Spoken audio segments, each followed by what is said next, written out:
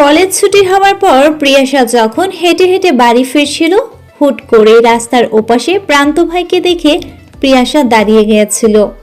প্রান্ত ভাই অবশ্য একা ছিল না, সাথে আরেকটি মেয়ে ছিল। একটা গাঢ় নীল রঙা শাড়ি পরেছিল মেয়েটা, দেখতেও কি সুন্দর। গাঢ় কাজল, বড় একটা টিপ, গোলগাল মুখটা কেমন মায়াবী ঠেকলো প্রিয়াশার। তাকিয়ে রইল মায়া ভরা সেই মুখের দিকে কিছু সময়।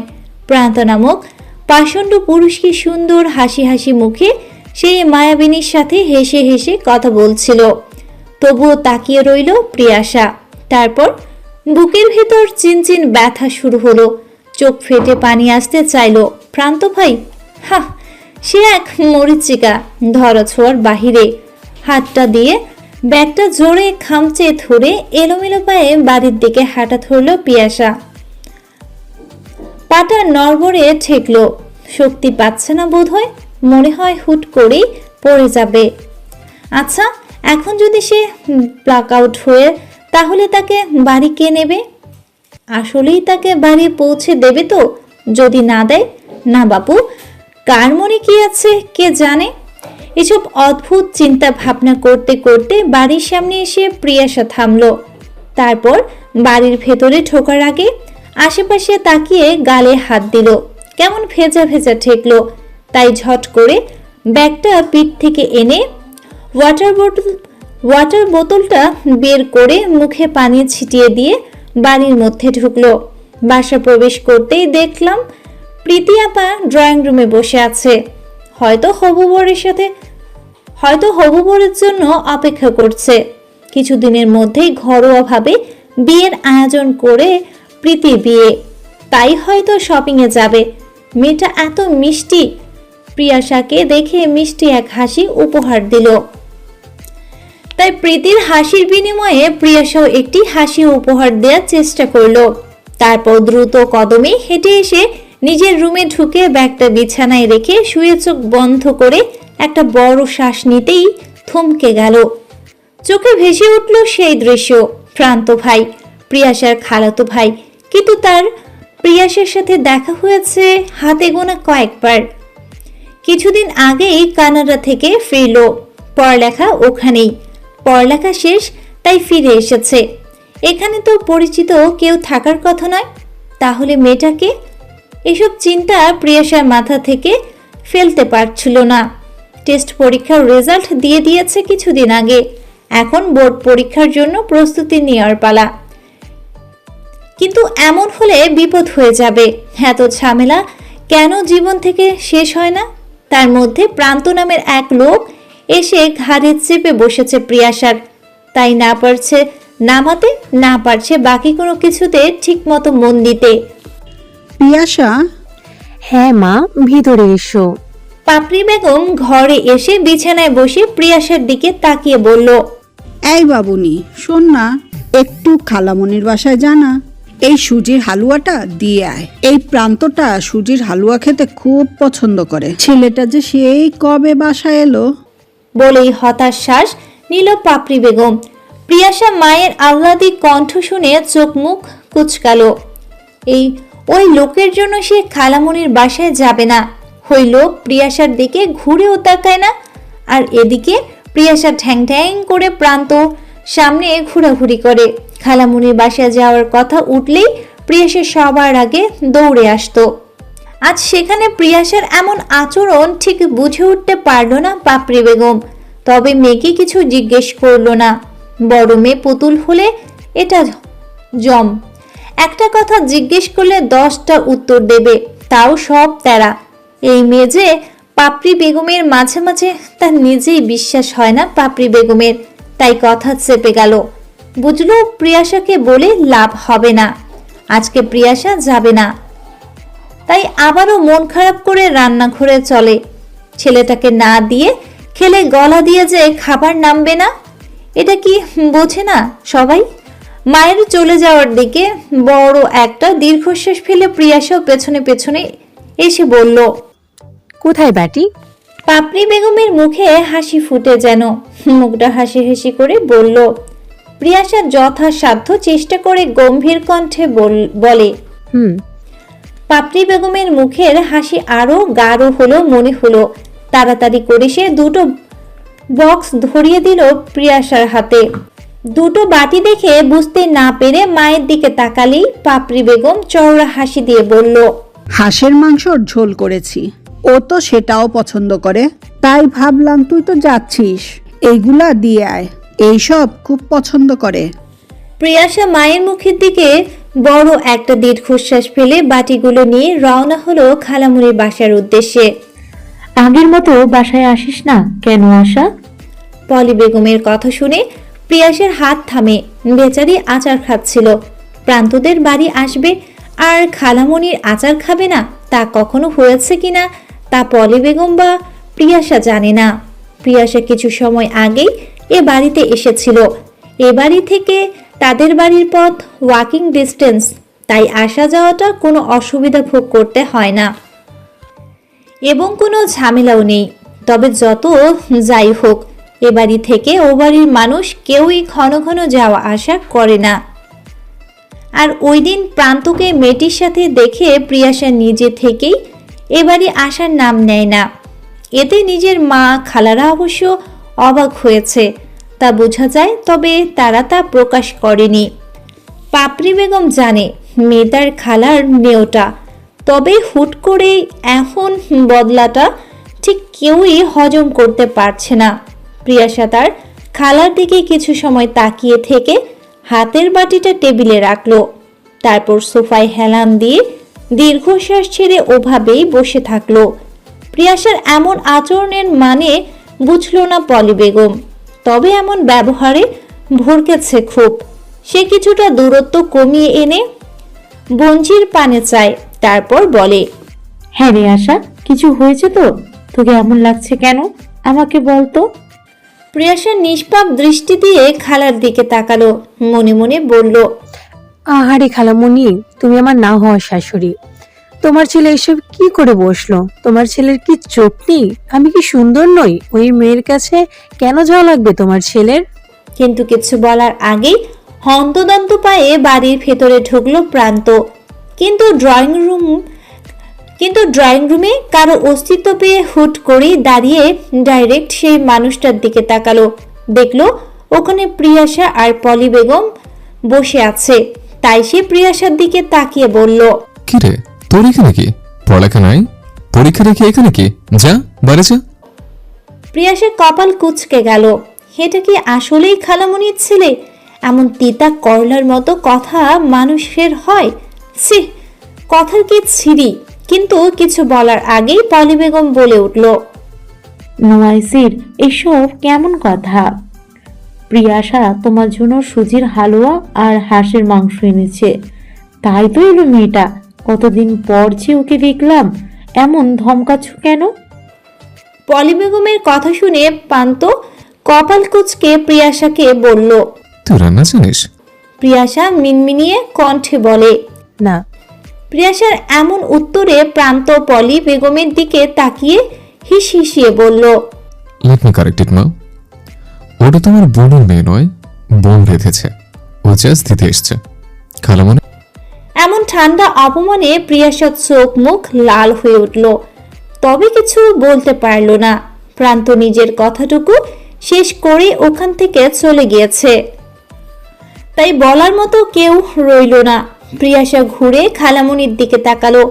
পলি বেগমও পরিস্থিতি সামলাতে একটু হাসার চেষ্টা করলো, পারল কিনা সেটা জানে না। ছেলেটা যে কার মতো হয়েছে, কথায় কথায় সবাইকে অপমান করে। আর প্রিয়াসাকে দেখলে তখন যেন তার একটাই প্রধান কাজ, তা হলো কিভাবে প্রিয়াসাকে উল্টা পাল্টা কথা বলে রাগানো বা কান্না করানো। এমন ভেবে পলি বেগম বড় দীর্ঘশ্বাস ফেললেন। প্রীতির হবুবরের বাড়িতে কেবল হবুবর, রেহান এবং তার মা থাকে। কিন্তু রাতে রেহানের মা রাশিদা বেগম স্ট্রোক করে ওয়াশরুমে পড়ে যায় এবং মাথা ফেটে অনেক ব্লাড লস করে। এসব শুনে প্রিয়াসাদের বাড়ি থেকে মানুষ যাবে। যেহেতু প্রিয়াসার বাবা বিজনেস করে, তাই সে এখন দেশের বাহিরে।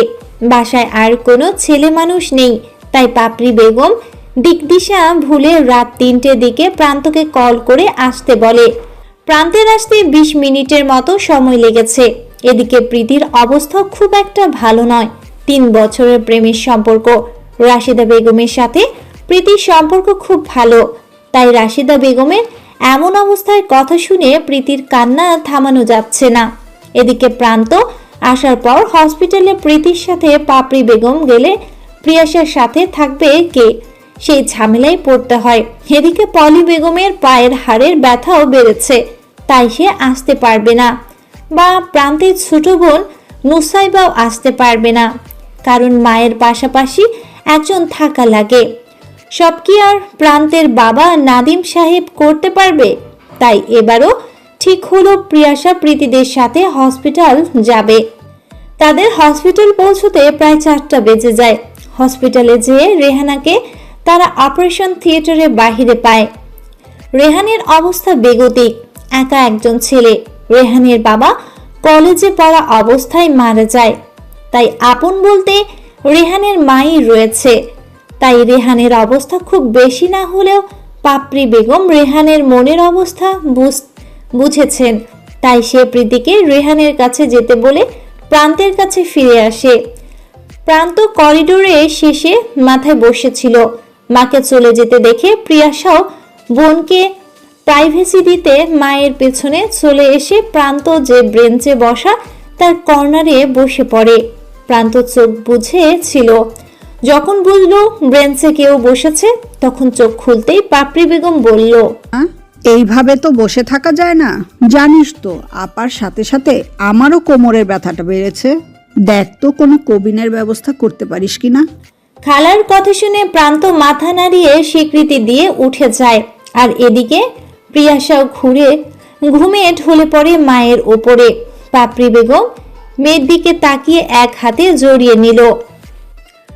শুধু শুধু ছোট মেয়েটা কষ্ট করছে। এসব ভাবতে ভাবতে একটা দীর্ঘশ্বাস ছেড়ে চোখ বুজে কিছু সময় পর প্রান্ত এসে খালামুনিকে জানায় সে কেবিন পেয়েছে। এতে পাপড়ি বেগম একটু স্বস্তি পায়, কিন্তু ততক্ষণে প্রিয়াসা গভীর ঘুমে। তাই প্রান্ত বলে, খালামণি তুমি যাও, ওকে আমি দেখে নেব। পাপড়ি বেগম প্রান্তর মুখের দিকে তাকিয়ে বলে, পারবি তো? কোনো প্রয়োজন পড়লে কল দিও। পাপড়ি বেগম চলে যেতেই প্রান্ত প্রিয়াসের পাশে সিটে বসে ওর মাথাটা প্রান্তের কাঁধে রাখে। কিন্তু মানুষ বদল হবার কারণে প্রিয়াসে একটু নড়ে চড়ে বসে প্রান্তকে জড়িয়ে ধরে আবারও ঘুম দেয়।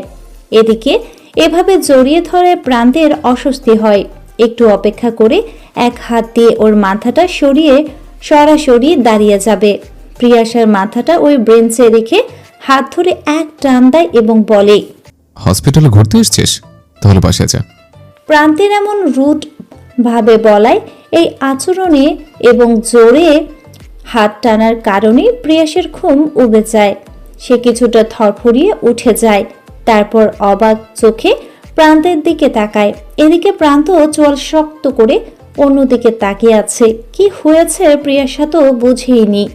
এমন জোরে ডাকা বা এভাবে হাত ধরে টানা মেয়েটা সেই ব্যথা পেয়েছে, সাথে ভয়ও পেয়েছে প্রান্তের এমন আচরণে।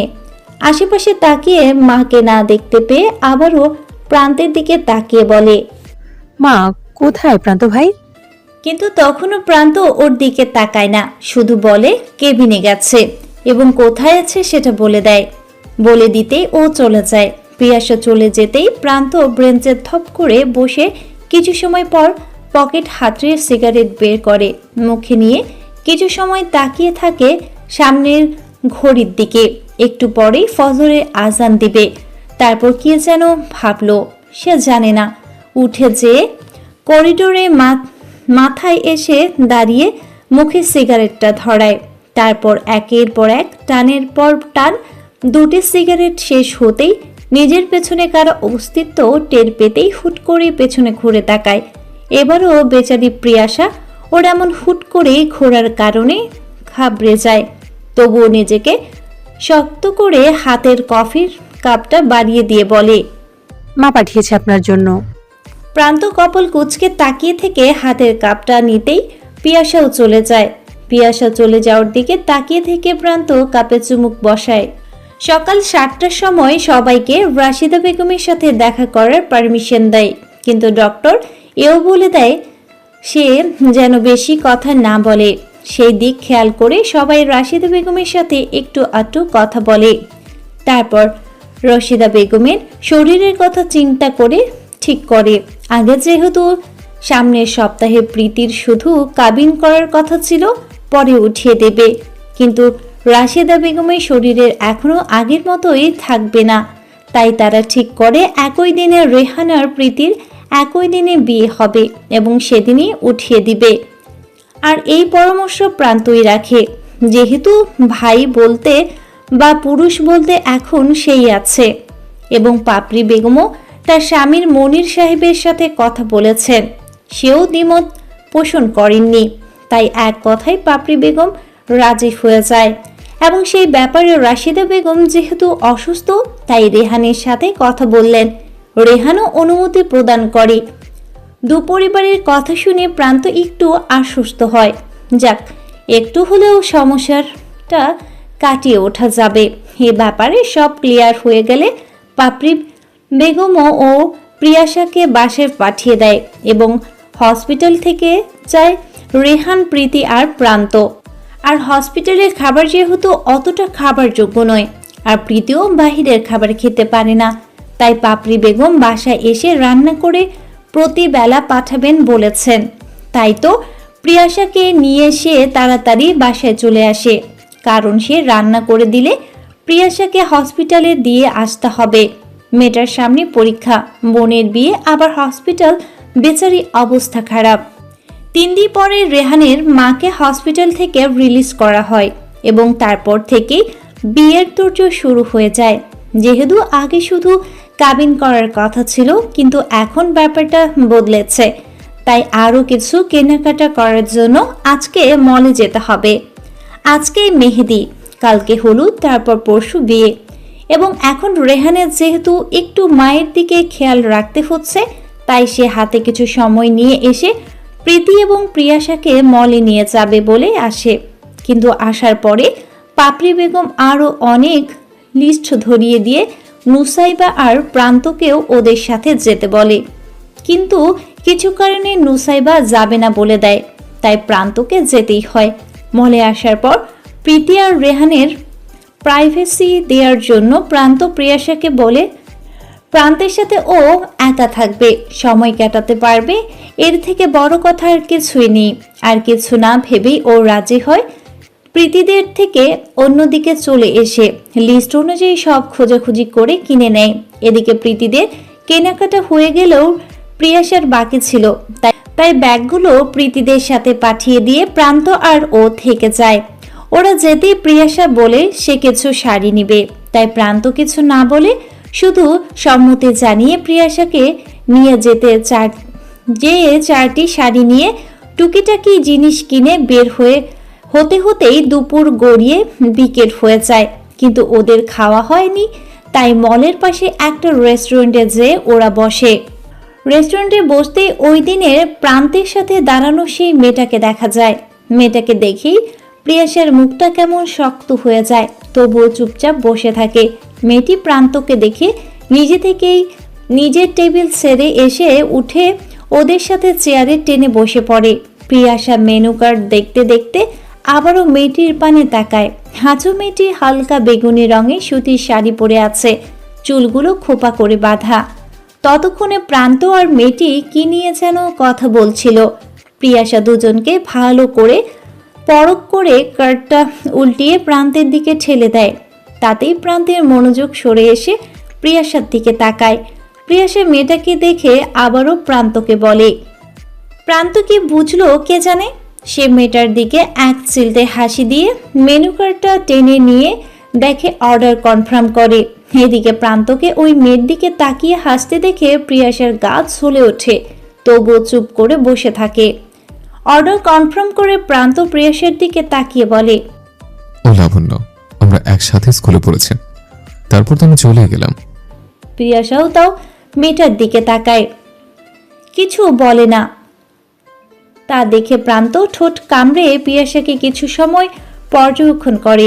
অবস্থা খুব একটা ভালো ঠেকলো না। তাই আবারও বলতে শুরু করলো। ওর কিছুদিন আগে ডিভোর্স হয়েছে, আর ডিভোর্স হবার পর ও জানতে পেরেছে ও প্রেগনেন্ট। এতটুকু শোনার পর প্রিয়াসের চোখ চড়ক গাছ। এই মেয়েকে জড়িয়ে সে তার প্রান্ত ভাইকে ভুল বুঝেছে, সে নিজেও কষ্ট পেয়েছে, শেষে কিনা মেয়েটার বিবাহিত, ডিভোর্সি, সাথে প্রেগনেন্ট। এসব শোনার পর প্রিয়াসের মুখ কিছুটা স্বাভাবিক হয়, তবে কিছু বলে না। ততক্ষণে খাবার এসে পড়ে, তাই প্রিয়াসা নিজের মতো করে খাওয়াতে ব্যস্ত হয়ে পড়ে। ওকে খেতে দেখে প্রান্ত আর লাবণ্য খেতে শুরু করে। বাসায় আসার পর ওদের দেরি হয়, পাপড়ি বেগম সেই আগুন ওদের দরকারি জিনিস আনতে পাঠিয়েছে। ওরা তা ঠিক মতো পাঠিয়েছে ঠিকই, ওরা কেন দেরি করে ফিরল? এখন ওই কাজগুলো কে করবে? বউ করবে নাকি হবু জামাই করবে? নুসাইবা ছোট মানুষ, প্রান্ত ওর প্রিয়াসা যত সুন্দরভাবে কাজ গুছিয়ে দিতে পারবে তা অন্য কাউকে ভরসা করতে পারে না পাপড়ি বেগম।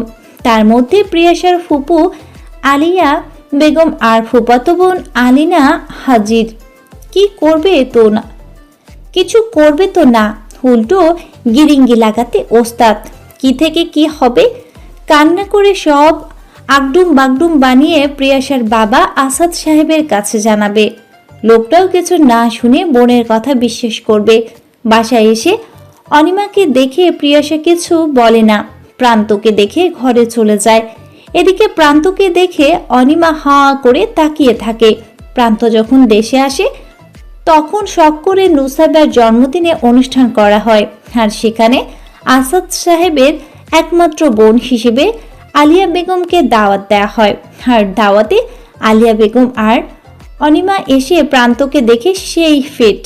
তারপর থেকেই প্রিয়াসাকে জ্বালিয়ে মারে, নাম্বার খোঁজ চালায়। কিন্তু তখন প্রান্তর সাথে নতুন দেখা বিধায় প্রিয়াসার কাছে নাম্বার ছিল না, তাই সুযোগ বুঝে প্রীতির ফোন থেকে নাম্বার নেয়। চলে যাবার দিন কিন্তু দুর্ভাগ্যবশত প্রান্ত ওই নাম্বারটি বন্ধ করে দেয়, যার কারণে তার সাথে আর কোনো যোগাযোগ করতে পারেনি।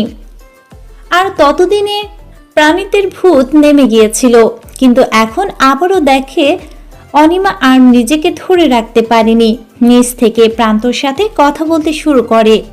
হ্যাঁ অন্তু ভাইয়া, আমি অনু, রিমেম্বার? প্রান্ত একটু অনিমার দিকে তাকায়, হয়তো মনে করতে চেষ্টা করলো কে, কিন্তু মনে করতে পারল না, তাই কিছুটা সৌজন্যমূলক হাসি উপহার দিয়ে বলে, সরি, ছিলাম না। যতটুকু আলো অনিমার মুখে দেখা যাচ্ছিল প্রান্তের উত্তরে থপ করে তার নিভে গেল। মুখটা কালো হয়ে এলো অনিমার, তবুও নিজেকে স্বাভাবিক রেখে একটা হাসি দিয়ে বলে, আমি আশার ফুফাতো বোন। প্রান্ত মাথাটা ঝাঁকিয়ে বলল, ও, আলিয়ান্টির মেয়ে, খেয়াল করতে পারিনি। এতটুকু বলেই এক্সকিউজ মি বলে প্রান্ত ওখান থেকে চলে আসে। প্রান্ত চলে যেতেই অনিমা অপমান বোধ করে। অনিমা বোঝে না তার মধ্যে কমতি কি আছে। যেখানে অনিমা কোথাও গেলে সবাই তাকিয়ে তাকিয়ে থাকে, সেদিকে এই ছেলে তার দিকে তো দূর, তাকে খেয়ালই করে না। বিয়েবাড়ির অভিভাবক একমাত্র প্রান্ত বাবা নাজিম সাহেব, আর প্রান্ত একা ছেলে মানুষ, সব দিকেই তাদের খেয়াল রাখতে হবে। কিছু কাজের জন্য আসাদ সাহেব আসতে পারেনি, তাই পাপড়ি বেগম আর প্রীতি সে কি রাগ কান্নাকাটিও একজোট হয়ে গেছে। কিছুক্ষণের মধ্যেই মেহেদি আর্টিস্ট চলে আসতেই সবাইকে মেহেদি দিতে ব্যস্ত হয়ে যায়। প্রিয়াসা মেহেদি দিতে বসবে, ঠিক সেই সময় কোত্থেকে প্রান্ত এসে হাজির। কালো টি শার্টটা ঘামে ভেজা হয়ে আছে, মুখটা কেমন লাল হয়ে গেছে, হাতে একটা টিস্যু, ওটা দিয়ে কপাল মুছতে মুছতে বলে, এই যা তো, একটা ঠান্ডা থেকে শরবত নিয়ে আয়। প্রিয়াসা ভেবেছিল হয়তো নুসাইবাকে বলেছে, তাই সে আশেপাশে তাকায়, কিন্তু নুসাইবাকে না দেখে ভাবে প্রীতিকে তো বলবে না, কারণ সে বউ। তাহলে কি? চকিতে প্রিয়াসা প্রান্তের মুখের দিকে তাকায়, এতে সে আরো বিরক্ত, কপাল কুঁচকে বলে, কি রে, কি বলেছি শুনিসনি? তাকিয়েছিস কেন? যা, একটু ঠান্ডা শরবত নিয়ে আয়। প্রিয়াসা খুশি দেখে কে, মনটা খুশিতে লাফিয়ে উঠল, সাথে নাচতে নাচতে শরবত আনতে চলে গেল। এসব কিছু কেউ খেয়াল না করলেও মিসেস ব্রাইড টু বি প্রীতি সব খেয়াল করেছে। সে অবশ্য কিছুদিন ধরে এগুলো খেয়াল করছে। ছোট বোন তাই জিজ্ঞেস করতে পারছে না, তাই আবারও চুপ করে মেহেদি দেয়ায় মনোযোগ দেয়। প্রিয়াশা চলে যেতেই খানিকক্ষণ পরে অনিমা সেখানে উপস্থিত হয়। প্রান্ত তখন ফোনে ব্যস্ত। ওকে সেখানে দেখে সে কি খুশি, তাই অনিমা এগিয়ে যায় প্রান্তের দিকে। তারপর একটা চেয়ার টেনে পাশে বসে। অনিমা বসতেই প্রান্ত মাথা তুলে তাকায়। কিছু বলার পূর্বে সেখানে প্রিয়াশা শরবত নিয়ে হাজির। শরবতটা কোনো মতো খেয়ে প্রান্ত সেখান থেকে উঠে চলে যায়। এদিকে অনিমা কিছু বুঝল না, প্রিয়াশার দিকে তাকিয়ে বলে, তোর এই ভাইটা এমন কেন রে? প্রিয়াশা অবুঝের মতো জিজ্ঞেস করে। কেমন আপা? প্রিয়াশা এমন উত্তরে অনিমা হতাশ হয়ে উঠে চলে যায়। এদিকে প্রিয়াশাও হেসে দেয়, এই ভেবে যাই হোক এই শাকচুন্নিকে প্রান্ত ভাই পাত্তা দেয়নি এই ভেবে। ওকে এভাবে একা একা হাসতে দেখে প্রীতি ওকে ডাক দিয়ে বলে, এই নাবিলা, ওইভাবে পাগলের মতন একা একা হাসছিস কেন? এখানে আয়, মেহেদি দিবি। প্রীতির কথা শুনে চুপ করে মাথা নাড়িয়ে ও পাশে যেয়ে বসে। কিছুক্ষণ বাদেই রেহানদের বাড়ি থেকে রেহানদের বন্ধু মহল এবং কাজিন মহল এসে হাজির হয়। কারণ যেহেতু শর্ট সময়ের বিয়ে, তাই হলুদটাও রাতের মধ্যেই হবে। আগামীকাল বিয়ে। ছেলের বাড়ি থেকে অনেক মানুষ এসেছে। যেহেতু রাশিদা বেগম অসুস্থ এবং একা, তাই প্রীতিদের বাড়ি থেকে সিদ্ধান্ত দেয়া হয়েছে যাদের হলুদের অনুষ্ঠানটা একই সাথে করা হয়। মূলত রাশিদা বেগমের ওপর বোঝাটা চাপাতে চাইছে না প্রীতিদের বাড়ি থেকে। একা একজন মহিলা মানুষ কতদূর আর সামলিয়ে উঠবে, সাথে আবার অসুস্থ। তাই ওরা পরামর্শ করে ঠিক করেছে ওদের প্রিয়াসাদের বাড়িতেই অনুষ্ঠান হবে। রেহানের বন্ধু শুভ, ছেলেটা সেই যে প্রিয়াসার পেছনে পড়েছে, পেছন ছাড়ছেই না। প্রিয়াসা যেদিকে যায় সেদিকেই যাচ্ছে। এগুলো এত সময় খেয়াল না করলেও এখন নিজের মাঝে অস্বস্তিতে রূপ নেয়। তাই সব কাজ রেখে প্রিয়াসা পাশে একটা চেয়ারে বসে পড়ে। লোকটা হয়তো এরকম কোনো সুযোগই খুঁজছিল। প্রিয়াসা বসতেই সে এসে পাশে চেয়ার টেনে বসে পড়ে। প্রিয়াসা আরো গাঢ় হয়ে বসে। লোকটা ইনিয়ে বিনিয়ে এই সেই প্রশ্ন করে। প্রিয়াসা ভদ্রতা সূচক হাতেই প্রশ্নের জবাব করার চেষ্টা করছে, কিন্তু ততক্ষণে সে লোকটার মুখের দিকে তাকায়নি। আরে নাবিলা যে, এখানে বসে কি করছো? প্রিয়াসা নিজের নামের সাথে নারী কণ্ঠীয় থেকে ভেসে প্রশ্নের দিকে তাকাতেই লাবণ্যকে দেখতে পায়। লাবণ্যকে এখানে দেখে কিছুটা অবাক হয়, কারণ অনুষ্ঠানে লাবণ্যের আসাটা প্রায় অসম্ভব ব্যাপার। তবুও সম্ভব হতেই পারে, কে জানে। তাই প্রিয়াসা এতটা মাথা না ঘামিয়ে চেয়ার থেকে উঠে হেসে লাবণ্যের কাছে যেয়ে বলে, একটু জিরাচ্ছিলাম আপু, আপনি এখানে? নুয়াইশের ইনভাইট করলো, তাই ভাবলাম চলে আসি। আর ওই সময় তো তোমার সাথে কথাও হলো না, তাই তো কথা বলতে তোমার কাছে এলাম। ও আচ্ছা, আবারও পাশের চেয়ারটা টেনে লাবণ্যকে বলে। বসুন আপু। লাবণ্য চুপচাপ তার পাশেই বসে। ততক্ষণে শুভ নামে ছেলেটা চলে গিয়েছে। তা দেখে প্রিয়াসে কিছুটা স্বস্তি পায়, কিন্তু স্বস্তি আর জুটল না বেচারির কপালে। ও চেয়ারে বসতে না বসতেই কোথা থেকে প্রান্ত এসে হাজির। কাউকে কিছু না বলে, এদিক সেদিক না দেখেই সে একটা চেয়ার টেনে প্রিয়াসার বরাবর বসে। তা দেখে প্রিয়াসা অবাক হলেও লাবণ্যের মুখটা স্বাভাবিক। প্রান্তকে এভাবে এত কাছে বসতে দেখে প্রিয়াসার আশেপাশে তাকিয়ে বলে, কিছু হয়েছে প্রান্ত? পরেরটুকু বলতে পারল না বেচারি। তার আগেই ওর মুখের কথাটুকু কেড়ে প্রান্ত বলে, এত সময় ওই ছেলের পাশে বসেছিলে কেন? প্রিয়াসা কিছুটা অবাক হয় এবং অবাক হয়ে বলে, কোন ছেলে? ও যে তোর পাশে বসা ছিল, চিনিস না জানিস না, একটা অপরিচিত লোকের সাথে বসেছিলি, আবার আমাকে জিজ্ঞেস করছিস কোন ছেলে? বেশি টানা গুছিয়েছে? তাহলে বল, তোর বাপকে বলে বিয়ে দিয়ে দিই। হঠাৎ এমন রুট আচরণে বেচারি প্রিয়াসার বোধগম্য হলো না। তবে মন খারাপ সাথে চোখ থেকে জল ঠিকই গড়ল। তা দেখে লাবণ্য টিস্যু বের করে প্রিয়াসার দিকে বাড়িয়ে কিছুটা ধমকে সুরে বলে প্রান্তকে বলল, থাম বলছি। কি সব যাতা বলছিস? আজকে একটা অনুষ্ঠানের দিন, মেয়েটা কি সুন্দর করে সেজেছে, সুন্দর লাগছে। তুই এভাবে বলে ওকে কাঁদাতে পারিস না? আরও যথেষ্ট বুঝদার মেয়ে, তুই ওকে খেয়াল করিসনি। লোকটা নিজে থেকে হয়তো যে কথা বলছিল আমি ওর মুখ দেখেই বুঝেছি, তাই তো আমি ওর কাছে এলাম। প্রান্ত চুপ রইল, আর কিছু বলল না। কিন্তু এদিকে প্রিয়াসার অবস্থা আকাশ থেকে মাটিতে ধপাস করে পড়ার মতো। সে কান্না বাদ দিয়ে প্রান্ত আর লাবণ্যের দিকে তাকাচ্ছে আর টিস্যুটা হাতে দিয়ে ধরে রেখেছে। তা দেখে লাবণ্য নিজেই টিস্যু নিয়ে প্রিয়াসার চোখ মুছে দিতে লাগলো। এদিকে লাবণ্যের কথা হয়তো কাজে লেগেছে, তাই আর কিছুই বলেনি প্রান্ত, উঠে চলে গেছে। ও চলে যেতেই প্রিয়াসা বলে, আপনারা আগে থেকে দেখেছেন? লাবণ্য মাথা নাড়ল, মানে তারা দেখেছে। তাই প্রিয়াসা আবারও বোকার মতো লাবণ্যকে প্রশ্ন করে। তাহলে প্রান্ত ভাই আমাকে বকলো কেন? ওর প্রশ্ন করার ধরন দেখে লাবণ্য হেসে দেয়। তা দেখে কিছুটা বিব্রত হয় প্রিয়াসা। নিজের হাসিটা কোনো মতো থামিয়ে দিয়ে প্রিয়াসা চুল ঠিক করে দিতে দিতে লাবণ্য বলে, আমি আর নুয়াশির ছোটবেলার বন্ধু ছিলাম, আর স্কুলের পুরোটা সময় একসাথেই কাটিয়েছি। পরে তো ও কানাডা চলে গেল। কথা ছিল কলেজের পরে আমিও যাব। কলেজ শেষ করলাম, দুর্ভাগ্যবশত পরীক্ষা দিয়ে বাসায় এসে শুনি আমার বিয়ে। খুব জোর করে বিয়ে দিয়ে দেয়া হয়। অনেকভাবে চেষ্টা চালিয়েছি, হলো না। শেষে বিয়েটা করিয়ে নিতে হলো, আর যাওয়াও হলো না। তারপর স্বামী সংসার নিয়েই ছিলাম, আর যোগাযোগ হয়নি। আবার আমার স্বামীকে কনভিন্স করে পড়ালেখায় ফিরি, কিন্তু লোকটার ব্যাপারে আমার অজানা অনেক কিছুই জানতাম, তাই হয়তো পড়ালেখা করিয়েছে। তারপর তো এতগুলো বছর পর আবারও ওর সাথে দেখা। ও একটুও বদলায়নি।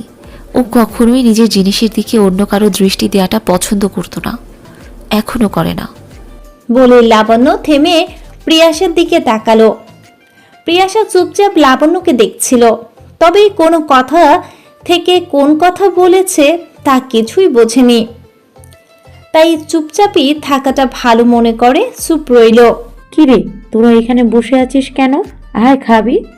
তাড়াহুড়োর মধ্যে কথাটা বলেই পলি বেগম কোত্থেকে এসে আবার চলে গেলেন। সে চলে যেতেই লাবণ্য উঠে দাঁড়ালো। তা দেখে প্রিয়াসাও উঠে লাবণ্যকে ধরে সাহায্য করলো। যেহেতু প্রেগনেন্সির সময় চলছে, তাই তাড়াহুড়ো না করাটাই বেটার। দুজনে যে চুপচাপ খাবারের সাইডে গেলেই দেখতে পায় প্রান্তকে খাবারের বাটি নিয়ে ছুটোছুটি করছে। প্রিয়াসার মায়া হলো। প্রিয়াসাকে প্রান্তের দিকে এভাবে তাকিয়ে থাকতে দেখে লাবণ্য সামান্য হেসে বলে, কি মায়া হয়? প্রিয়াসা আনমনেই বলে। তার নজর তখনও প্রান্তের দিকে। লাবণ্য এবার চওড়া হেসে বলে, কিন্তু তোমার বাবার হয় না। এই কথা শুনে প্রিয়াসা দ্রুত লাবণ্যের দিকে তাকালো, অথচ লাবণ্য সামনে তাকিয়ে আছে এবং তার মুখ দেখে সব স্বাভাবিক ঠেকলো, যেন একটু আগে সে কিছুই বলেনি। তাই প্রিয়াসা কনফার্ম হবার জন্য লাবণ্যকে জিজ্ঞেস করে, মাত্র এই কিছু বলেন আপু? লাবণ্য প্রিয়াসার দিকে তাকিয়ে বলে, কিছু বলেছে কি? এমন উত্তরে আর কিছু বলার থাকে না। তাই প্রিয়াসা হাসার চেষ্টা করে বলল, আমারই হয়তো শুনতে ভুল হয়েছে, চলুন খেতে বসি।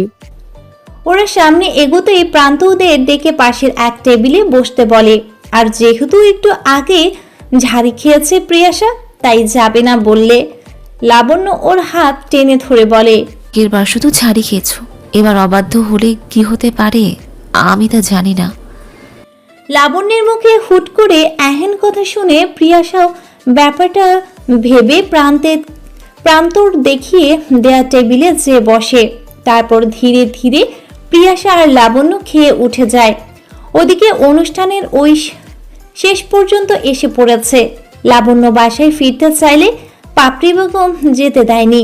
প্রথম তো প্রেগনেন্ট, তার উপর একা একা মেয়ে যাবে। প্রান্ত ব্যস্ত, তাই সে যেতে পারবে না সাথে। বাকি কারো ওপর ভরসা নেই, এর জন্য মনও সায় দেয়নি। তাই তারা প্রিয়াসার সাথেই থেকে যেতে বলল। আর এতবার বলায় লাবণ্য আর না করতে পারেনি, থেকে যায় প্রিয়াসাদের বাড়ি। হলুদের অনুষ্ঠান অনেক আগেই শেষ হয়েছে। এখন সবাই ঘুমানোর জন্য প্রস্তুতি নিচ্ছে। প্রিয়াসাদের বাড়িটা ভালোই বড়। মেহমান যারা কাছে থেকে এসেছে তারা বিদায় নিয়েছে কতক্ষণ আগে। বাকিরা যাদের বাসা ভিন্ন শহরে বা দূরে তারা ওদের বাড়িতেই থেকে গেছে। প্রান্তরা নিজেদের বাড়ি ফিরে যেতে চেয়েছিল, কিন্তু যেহেতু প্রিয়াসার বাবা বাড়িতে নেই তাই পাপড়ি বেগম পলি বেগমকে অনুরোধ করে বলে, বাড়িতে তো আসার বাবা নেই, এখন আপনারা চলে গেলে বাড়িতে কোনো ছেলে মানুষই থাকবে না, না গেলে হয় না আপা? পলি বেগম এই ব্যাপারটা ভাবেনি। বিয়ে বাড়ি বলে কথা, যতই নিজের বাড়ির কাছে হোক এই বাড়িতেও তো আর খালি রেখে যাওয়া যায় না। এই বাড়িতেও কোনো ছেলে মানুষ নেই। প্রান্তকে থাকতে বললে ও যে একা থাকবে না তা পলি বেগম ভালো করে জানে। এখন আর কিছু করার নেই, সবাইকে থাকতে হবে। ঠিক হলো, প্রীতির সাথে নুসাইবা থাকবে, প্রিয়াসার সাথে থাকবে লাবণ্য। পাপি বেগমের পাশের রুমটায় পলি বেগমের জন্য ছেড়ে দিতে বলা হয়েছে। আর প্রান্ত জানায় সে ছাদের রুমে থাকবে, ওখানে যেন কেউ না যায়। ব্যাস, সব ঠিকঠাক হয়ে গেলে কে কোথায় থাকবে। রাতে ছাদে একা একা ঘোরাঘুরি হাঁটাহাঁটির অভ্যাস প্রিয়াসার ছোট থেকেই আছে। সে রাতের আকাশ দেখতে খুব পছন্দ করে, আর সেটা বাড়ির একটাই মানুষ জানে। তাই আজকেও প্রতি দিনকার মতো প্রিয়াসা ছাদে যাবে। লাবণ্য ঘুমিয়েছে কিছু সময় হবে। প্রিয়াসা চুপচাপ উঠে একবার লাবণ্যর দিকে তাকায়।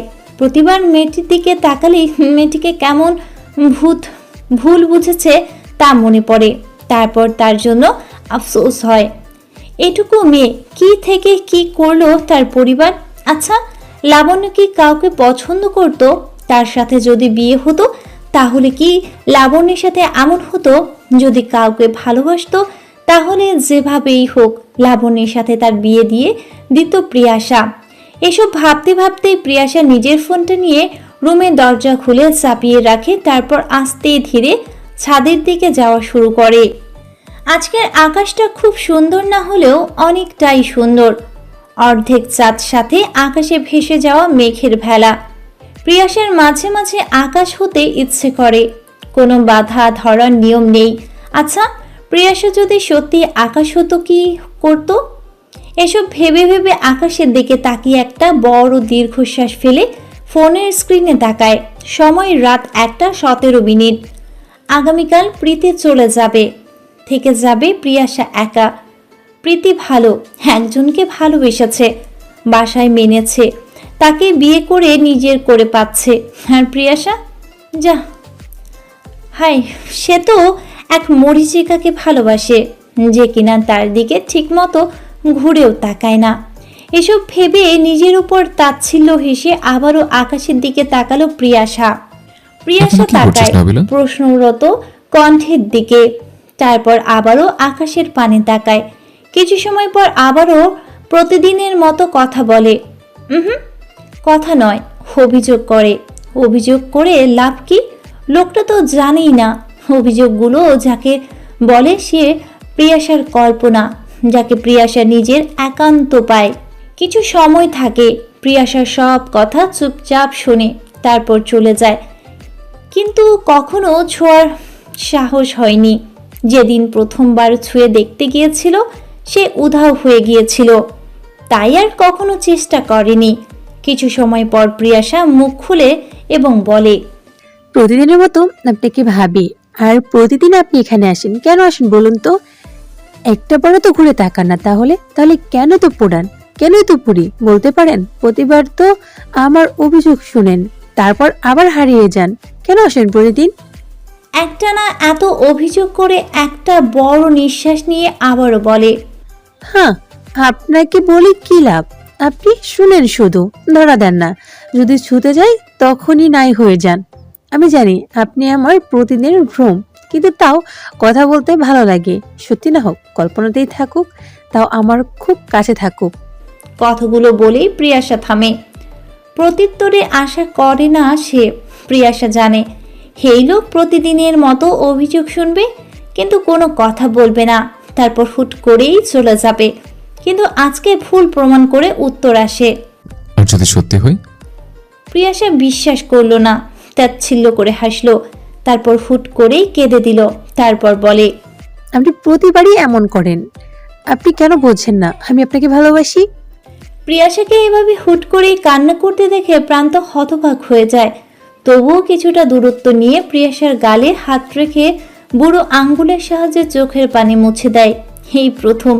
এই প্রথমবারের মতো প্রিয়াশার এত কাছে প্রান্ত এসেছে। প্রিয়াশার চোখ তুলে তাকায়। অল্প জ্যোৎস্নায় দেখলো চোখগুলো একটুতেই লাল হয়ে গেছে মনে হলো। প্রান্ত আলতো হাতে গালে আঙ্গুল দিয়ে স্লাইড করতে করতে বলে, তুই কি বোকা নাবিলা? এইভাবে রাত বেড়ে ছাদে উঠে কাঁদিস? কেউ জানতে পারলে কি হবে জানিস? প্রিয়াশা শুনলো কিনা কে জানে, উত্তর না দিয়ে কিছু সময় প্রান্তের দিকে তাকিয়ে থেকে ঝাঁপিয়ে পড়ে প্রান্তের পক্ষে। তারপর বলে, জানলে জানো, আমি এখনো জানি আপনি আমার কল্পনা, তবুও আমি আর আপনাকে ছাড়ছি না। আপনি শুধু অবুঝের মতো থাকেন। প্রান্ত মুচকি হাসে। সে জানে কেন এসব এগোচ্ছে না, পড়ালেখা শেষ করে কেন এখনো কিছু করছে না। এসব কারণে প্রান্তের বাবা চিন্তায় আছে, সাথে প্রিয়াশার বাবাও মেয়ে দেবে না, এক কথায় অনড়। তাই তো প্রিয়াশার থেকে দূরে দূরে থাকতে হয়। প্রান্ত এসব ভেবে হেসে প্রিয়াশার মাথায় হাত রাখে। কেটে যায় কিছু সময়। কে রে ওখানে? কেডাই আসা না? পোলাডা কেডা? কারে জলে ধরছস? ছি ছি। আলিয়া বেগমের কণ্ঠ শুনতে প্রান্ত আর পিয়াসা ছিটকে আলাদা হয়ে যায়। কিন্তু যা অঘটনে তা ঘটে গেছে। এমন মাঝরাতে যে আলিয়া বেগম ছাদে আসবে কেউ জানতো না। আর এমন একটা মুহূর্তে আসতে হলো। মহিলা শুধু এভাবেই চুপ থাকেনি, দ্রুত জোরে জোরে বাড়ির সবাইকে ডাকতে থাকে এবং সবাই এলে এরকম পিয়াসাকে আর পাপড়ি বেগমকে উদ্দেশ্য করে বলে, এই কে, কোথায় আছিস? দেখে যা। আমি তো আগে জানতাম এই মায়ের চরিত্র ভালো না। মা তো শিক্ষা দিতে পারে নাই।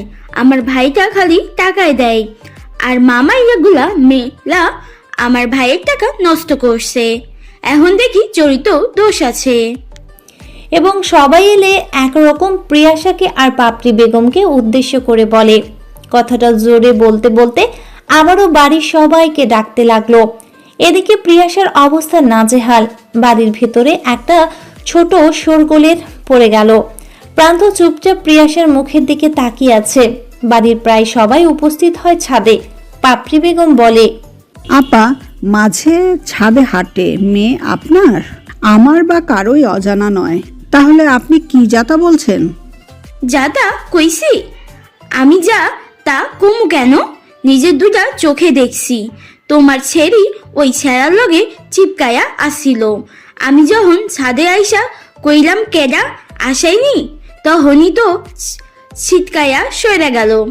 এর থেকে বড় কথা কি থাকে? এর থেকে বড় কথা কি থাকে? তারপর তো আপনারা সবাই আইসা দেখলেন ওরা দুইটা মাইয়া বলায় ছাদে। ছেলের নামে এমন কথা শুনে পলি বেগম কথা হারিয়ে ফেলেছে যেন। কি হলো কিছুই বলতে পারছে না। এদিকে নাজির সাহেব এগিয়ে এসে প্রান্তের গালে সপাটে এক চর বসায়। তারপর কিছুটা উচ্চস্বরে চেঁচিয়ে উঠে বলে, আর কিছুদিন অপেক্ষা হলো না তোমার? ভার্সিটির চাকরিটা হয়ে গেলেই আবারও হাত চাইতাম। সেটা তোমাকেও কথা দিয়েছিলাম। তাহলে এমনটা করলে কেন বলো? না করলে কি হতো না? কথাটা শেষ করে আবারও একটা চর পড়ে প্রান্তের অন্য গালে। তারপর আবারও নাজির সাহেব বলে, আশা না হয় ছোট অবুঝ, তুমি কি করে এমন কাজ করতে পারলে বলো? কিভাবে করলো? কথাটা বলেই সে কিছুটা উত্তেজিত হয়ে বসে পড়ে ছাদের মেঝেতে। বারবারই জপতে থাকেন, কেন কেন এমন করলে? প্রান্ত এগিয়ে নাজির সাহেবকে ধরতে গেলে সে হাত উঁচিয়ে না করে দেয়। প্রান্ত ওখানে দাঁড়িয়ে বাবার দিকে তাকিয়ে থাকে। এমন সময় আবারও একটি চরের শব্দে সবার ধ্যান ভাঙে। চরের শব্দে উৎসের দিকে তাকিয়ে দেখে প্রিয়াশা গালে হাত দিয়ে তাকিয়ে আছে তার মায়ের দিকে। নিজের সহজ সরল মা, যে কিনা কখনো বকা বা ধমক দিয়ে কথা বলেনি, সে এই প্রথম ওকে চড় দিল। প্রিয়াশার গালে হাত দিয়ে বড় বড় চোখ করে নিজের মায়ের দিকে তাকিয়ে আছে। চোখ থেকে পানি গড়িয়ে পড়া বন্ধ হলো, সাথে পাথরের মতো দাঁড়িয়ে রইল মায়ের দিকে তাকিয়ে। পাপড়ি বেগমের মনে হলো হুঁশ হারিয়ে ফেলল এমন একটা কাণ্ডে। বাড়ির মেহমান দিয়ে ভর্তি, এদিকে বড় মেয়ের বিয়ে, অন্যদিকে ছোট মেয়ের সাথে এমন কেলেঙ্কারি ঘটনা ঘটবে। পাপড়ি বেগম আবারও হাত উঠাতেই প্রিয়াসের সামনে প্রান্ত চলে আসে, যার কারণে চরটা প্রান্তর গালে পড়ে। প্রান্ত অনুভূতিহীনের মতো তাকিয়ে আছে, আর প্রিয়াসা হয়তো নিজের মাঝেও নেই। এত সময় পর প্রান্ত শুধু এতটুকুই বলে, নাবিলের কোনো দোষ নেই, সব দোষ আমার। আলিয়া বেগম তবুও নাছোড়বান্দার মতো বলে, দোষ যখন স্বীকার করছেই তাইলে বিয়া পড়ানোর ব্যবস্থা করেন। আজকে আমি ছাদে ধরছি, দুজনে জড়িয়া ধইয়া আসছিল, পরে আবার অন্য কেউ অন্য অবস্থা না দেখা হালাই। কে জানে এমন কিছু আবার হইব না। উনার কথা বলার স্বরটাই কেমন বিকৃত শোনালো, আর যারা ছাদে ছিল তাদের মাঝেও একটা গুঞ্জন পড়ে গেল। আর এমন ভাবেই কথাগুলো বলল যে প্রিয়াসা শুনেই সহ্য করতে না পেরে চোখ বন্ধ করে ধপ করে বসে পড়ল ছাদের মেঝেতে। এদিকে প্রান্ত রক্তাভ চোখ নিয়েই আলিয়া বেগমের দিকে তাকালো। মহিলাকে আগে থেকেই ওর পছন্দ ছিল না, আর এখন তো প্রিয়াসাকে রীতিমতো দুশ্চরিত্রার ট্যাগ লাগাতে চাইছে। সে কখনো এমন কিছু ভাবেনি। সে তো চেয়েছিল পুতুলের মতো বউ করে প্রিয়াসাকে ঘরে তুলতে। তাহলে ভাগ্য কি এমন খেলায় খেললো? এমনটা তো কেউ চায়নি। ফজরে আজান দিয়েছে কিছু সময় আগে। প্রিয়াসা সেই যে রুমের দরজা আটকেছে, খোলার নাম নেই। এদিকে প্রান্তের কোনো হদিস নেই। লাবণ্য ওই সময় বের হয়েছিল বিধায় প্রিয়াসা নিজেকে ঘরবন্দি করেছে একরকম। আলিয়া বেগম শুধু এগুলো করে চুপ থাকেনি, প্রিয়াসার বাবা আসাদ সাহেবকে ফোন করে আরও রসিয়ে সব ঘটনা বলেছে, যার কারণে আসাদ সাহেব ফোন করে পাপড়ি বেগমকে যা তা বলেছে।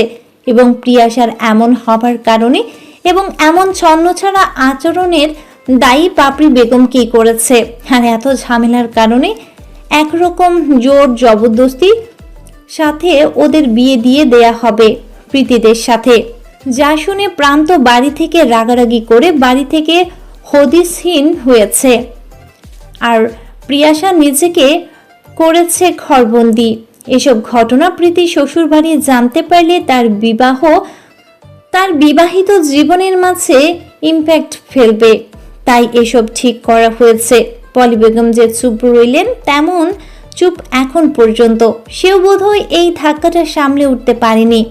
আর নাজিম সাহেবও অনুভূতিহীনের মতোই আছেন। প্রীতি আর লাবণ্য প্রিয়াসাকে অনেক ডেকেছে, কিন্তু কোনো সাড়া পাওয়া যায় না, যার কারণে বাড়ির সবার মাঝে একটা চিন্তার উদয় হয়।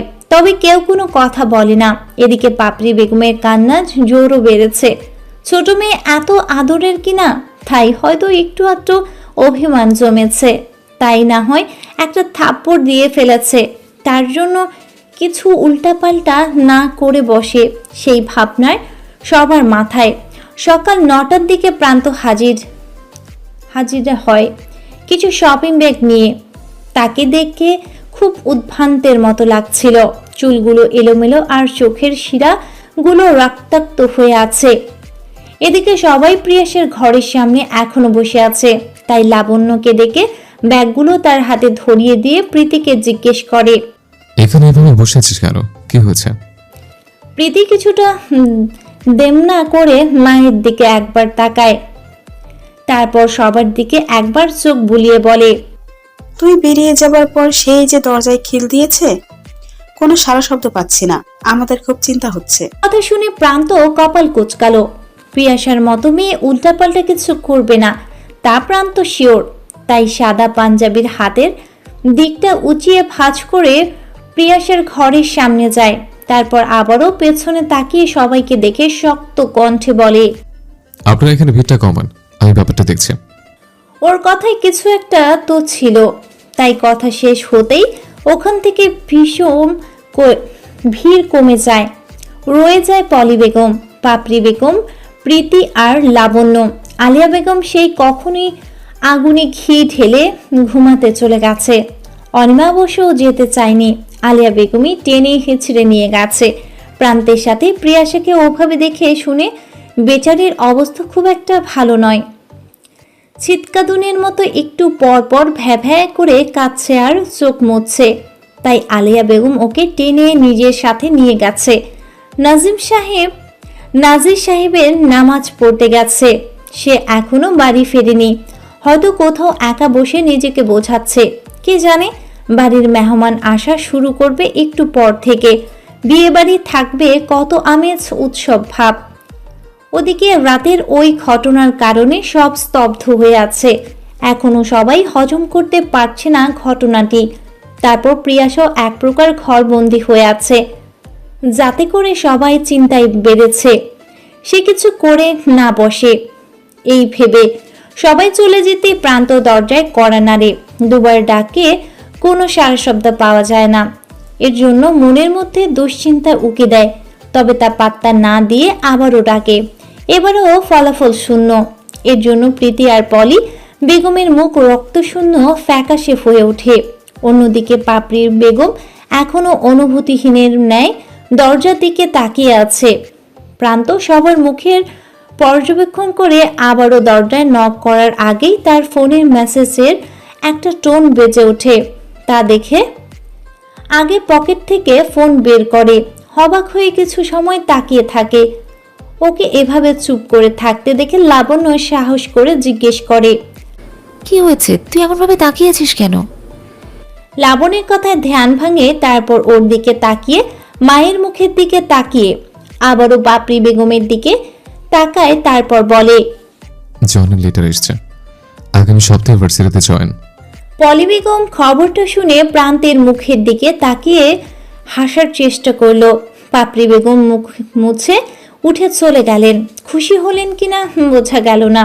প্রান্ত উনার চলে যাওয়ার দেখে আবারও পেছনে ফিরে দরজায় নক করে এবং খুব নিচু স্বরে প্রিয়াশাকে ডাকে। তা দেখে লাবণ্য কিছুটা বিরক্ত হয়ে বলে, এভাবে ডাকলে সারা দিনেও ও ঘর থেকে বের হবে না। ওকে দ্রুত ডাক। আর পার্লারে মেয়েরাও তো আসবে বউ সাজানোর জন্য। একটু পর থেকেই লোকেরা আসা শুরু করবে, জানাজানি তো হবে, তবে এতে আরো ঝামেলা বাড়বে বলে কমবে না। লাবণীর কথা শুনে প্রান্ত মাথা নাড়িয়ে আবারও দরজায় করাঘাত করে। অনবরত করাঘাতে প্রিয়াশা দরজা খুলে। ততক্ষণে নাজির সাহেবও হাজির। প্রিয়াশার দরজা খুলে সর্বপ্রথম বলে, কি হয়েছে? এইভাবে ডাকাডাকি করছো কেন তোমরা সবাই? কিছু হয়েছে? কথাগুলো খুব স্বাভাবিকভাবেই বলে, আর ওকে দেখে বোঝা যাচ্ছে ও এত সময় ঘুমিয়ে কাটিয়েছে। প্রান্ত কিছু বলল না। লাবণ্যকে ইশারা দিতেই শুধু ওর হাতে থাকা শপিং ব্যাগগুলো প্রিয়াশার দিকে বাড়িয়ে দিল। এরই মধ্যে পাপড়ি বেগম এবং এক বাটি মিষ্টি নিয়ে হাজির হলেন এবং সবাইকে দিতে লাগলেন। এদিকে প্রিয়াশা কিছু না বুঝে বোকার মতো তাকিয়ে তাকিয়ে সব দেখছে। শেষে যখন প্রান্তের কাছে পাপড়ি বেগম এলেন, তখন প্রান্ত মিষ্টিটা না নিয়ে বলে, আপনার সাথে কিছু কথা আছে খালামণি। পাপড়ি বেগম বুঝলেন না, তাই জিজ্ঞেস করে, কি বলবে? প্রান্ত এবার প্রিয়াশার দিকে দেখে বাবা মায়ের মুখ পর্যবেক্ষণ করে বলে, আমি নাবিলাকে বিয়ে করতে রাজি, তবে আমি এখন আর উঠিয়ে নিয়ে যাব না। যেহেতু আমার আগামী সপ্তাহে জয়েন, তাই আমি চাইছি জবটা সেটেলড হোক এবং নাবিলার পড়ালেখার ক্ষতি হোক, তা আমি চাই না। তাই আমি সিদ্ধান্ত নিয়েছি বিয়ে আমি ওকে করব, আর আজকে। তবে ওকে আমি এখন উঠিয়ে নেব না। আর রইল শপিং ব্যাগের কথা, ওটা একটা লাল শাড়ি আর একটা দোপাট্টা আছে, আর কিছু কসমেটিক্স। আমি চাই না আমার বউয়ের কোনো অবসেস থাকুক এই বিয়ে নিয়ে। কথাটা বলে নিজের মতো প্রিয়াশার দিকে তাকিয়ে বলে, ঘরে যা, লাবণ্য তোকে রেডি হতে হেল্প করবে, আর জোরের পরে কাছে আসবে। কথাটা বলে প্রান্ত নিজের মতো করে জায়গা প্রস্থান করে। প্রান্তের এই কথার উপর আর কথা থাকতে পারে না, তাই লাবণ্যের আগে প্রিয়াশাকে নিয়ে রুমে চলে যায়। ওর চলে যেতেই প্রীতিও চলে যায়। তারপর পাপড়ি বেগম এবং পলি বেগমও। উঠোনে বসে থাকে শুধু নাজির সাহেব। হয়তো ভাবে সেই ছোট ছেলেটা কত দায়িত্ব নিতে শিখে গেছে। নিজের জেদেই অটল রইল সে। নাজির সাহেব কত বললেন বাহির থেকে পড়ালেখা করে এসেছো, এবার ব্যবসাটা দেখো। না, সে নিজেই নিজের ভবিষ্যৎ করবে, কারো সাহায্য ছাড়া। নাজির সাহেব দীর্ঘশ্বাস ফেললেন। ছেলে মেয়েগুলো কেমন দেখতে দেখতে বড় হয়ে গেল। প্রীতি একটা বেবি পিঙ্ক কালারের শাড়ি পরেছে। মেয়েটাকে একদম পুতুলের মতো দেখতে লাগছে। লাবণ্য তো সে কখন থেকে প্রীতির দিকে তাকিয়ে আছে, যা দেখে বেচারি লজ্জায় লাল। এদিকে প্রিয়াশা এখনো চুপচাপ বসে আছে। সে তো চেয়েছিল এমন একদিন আসুক, কিন্তু এভাবে হুট করে তার ভুলের কারণে আসবে তা তো সে কল্পনাও ভাবেনি। প্রিয়াশাকে লাল শাড়িতে সুন্দর করে পরানো হয়েছে। খোপা করে লাল গোলাপ ফুলগুলো গোজা হয়েছে খুব সুন্দর করে। তারপর দোপাট্টাটা পরানো হয়েছে, কিন্তু সে এখনো আয়নার সামনে স্তব্ধের মতো দাঁড়িয়ে তাকিয়ে তাকিয়ে নিজেকেই দেখছে আর ভাবছে কি থেকে কি হয়েছে, কি হলো, ভবিষ্যতে কি হবে। আমি আবার ক্লান্ত পথচারী, এই কাটার মুকুট লাগে ভারী, গেছে জীবন দুদিকে দুজনারি, মেনে নিলেও কি মেনে নিতে পারি, ছুতে গিয়েও যেন হাতের নাগালে না পায়।